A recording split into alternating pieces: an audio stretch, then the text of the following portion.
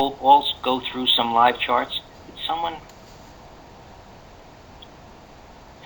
Yeah, David. A lot of people have worked for me, and have learned a lot. Sam came to Pristine some years ago, and basically, he learned like a lot of others did, and he actually had a service of his own at some point, and I guess that didn't work out, and he's kind of out there with another company. But when I taught him, the TPM2 course, and the concept of the candles and supply and demand and so on, I guess he liked it.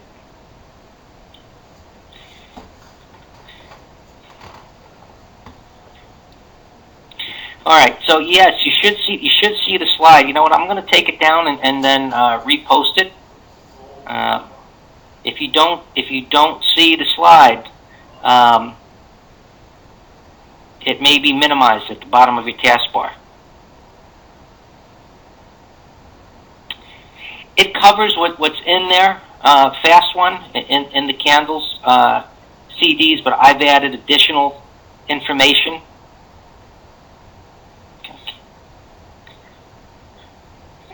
To the material.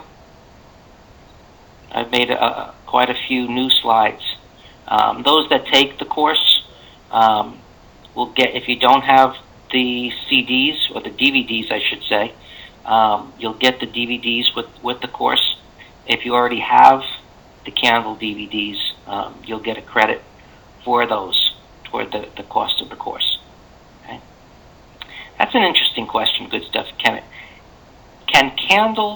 a candle at any time mislead you? Well,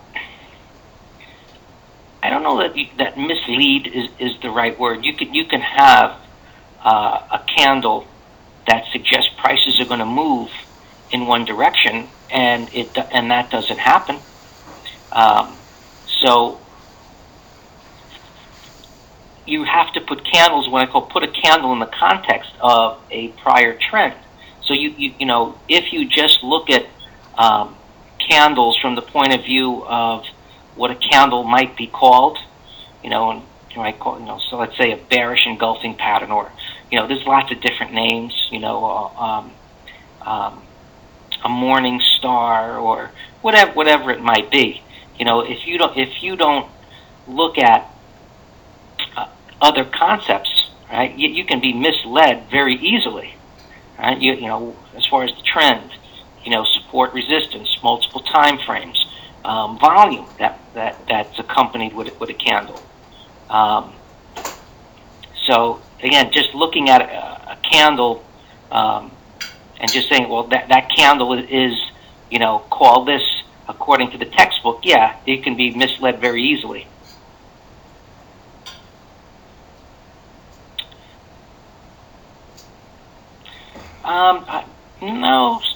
No, Bloom 13. As far as I can tell you, time frames to look at.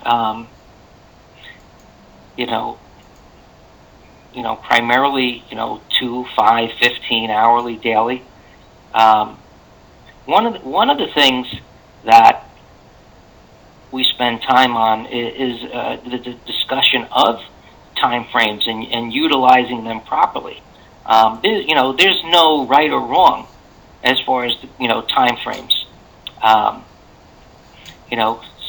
Some traders like 2-minute charts, others like 3-minute charts, some like 10-minute charts. There's no right or wrong to that. It's just a choice. One of the things to realize is that when you look at different time frames, you get different pictures. Right? So that is something that one needs to understand, and that and how to look at those time frames and get a similar or same opinion about what's going on. Right? So, for example, when we had looked at, I forget what it was, in the coaching today. I think it was in the coaching today. We had looked at a buy setup that had occurred on a 2-minute chart, and the discussion was, it didn't pull back a certain number of bars, and how it actually formed. So I looked at it in another time frame, and I changed the picture to what everyone was familiar with. So again, looking at different time frames, you have to realize that by compressing and expanding the data, you're going to see things in a different picture. Okay.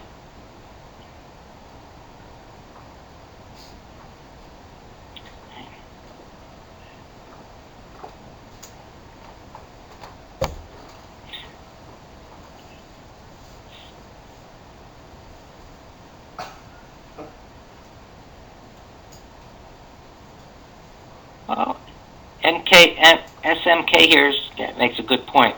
Bullish engulfing pattern is not bullish engulfing unless it's preceded by a downtrend. Well, you can have bullish engulfing in an existing uptrend, right?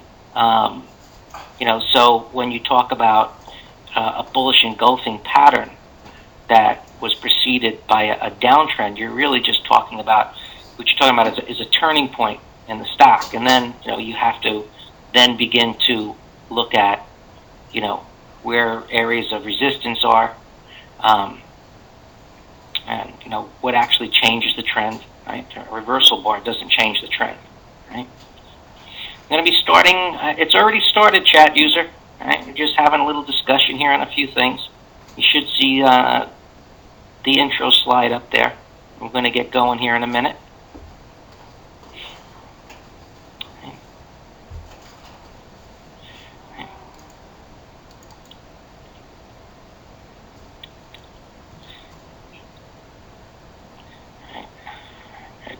Is the money bar for a stock to go up? Money bars are essentially a bar that and where a correction has occurred. Right? I can show. I don't know if I have one of those in the slide presentation here, but it's definitely something that I'm going to cover in the class extensively. But the way I teach, this correction bar or money bar concept is essentially how to get on a moving train when the momentum has been ignited, either out of a base or at possibly off of a V bottom. We look for these correction bars or money bars, as I coin them, to get on board. Typically, the standard setup is a multiple bar pullback after. Within an uptrend or out of a move out of a base. Most traders are going to look for a pullback type of a pattern. You may not get a pullback. Right? So sometimes you just get what I refer to as a correction bar. And that's enough to get on board once you've got the initial move. Right? It's not a pattern where you would want to take that kind of a bar after prices have been moving for an extended period of time. Okay? I'll just give you a snapshot of one that, a correction bar that I had discussed with those students in coaching today on one not to take. And I'll just give you a snapshot of a chart here in just a second. Something that we can discuss after we go through the slides.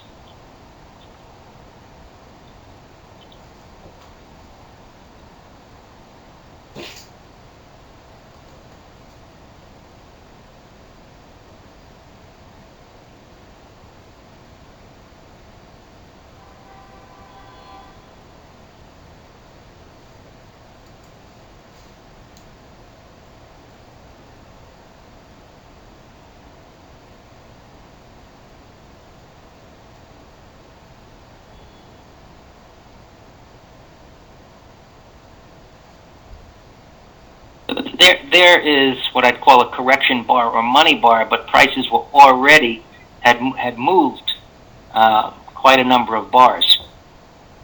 Right? But if you were to take that pattern and shift it down multiple bars where a move was just starting, right, that would give us an entry point. Right? So while we're not getting a significant pullback, that type of correction is enough to get on board.